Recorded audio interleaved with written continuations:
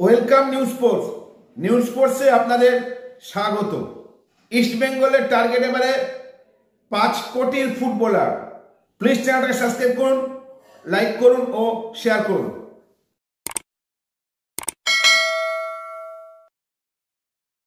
গত বছর দিয়ামন্টেকেসের পার্টনার ছিল ক্লেটন সিলভা। এবার কিন্তু ক্লেটন সিলভা ইস্ট বেঙ্গলে নেই, তাই দিয়ামন্টেকেসের পার্টনার কে হবে? অনেক বিদেশি ফুটবলারের বায়োডাটা কিন্তু ইস্ট বেঙ্গলের হাতে এসছে।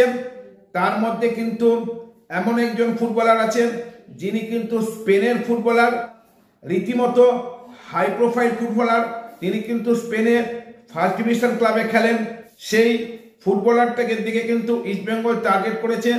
যদিও এর মধ্যে একটি খবর কানে এসছে, ইস্ট বেঙ্গলের হাতে কিন্তু কলম্বিয়ার একজন স্ট্রাইকার ও একজন আফ্রিকান স্ট্রাইকারের বায়োডাটা ইস্ট বেঙ্গলের কাছে এসছে।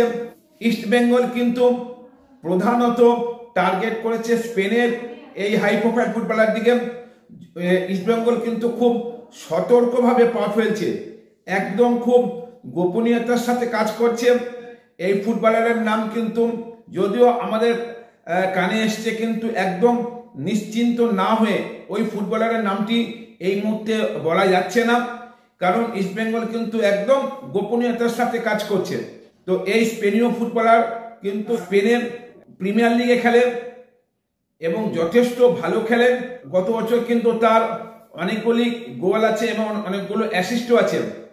তো রীতিমতো এই ফুটবলারকে নিয়ে অনেক সোশ্যাল মিডিয়ায় আলোচনা হয়েছে। আমরাও বললাম যে এই স্পেনীয় ফুটবলারটাকে নিয়ে কিন্তু ইস্ট বেঙ্গল ভাবনা চিন্তা করছে। অলরেডি তার কাছে কন্ট্যাক্ট পেপার পাঠিয়ে দেওয়া হয়েছে, শুধু সামান্য কয়েকটি ক্লজ নিয়ে আলোচনা চলছে।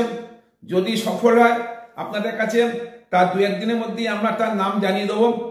প্লিজ চ্যানেলটা সাবস্ক্রাইব করুন, লাইক করুন ও শেয়ার করুন।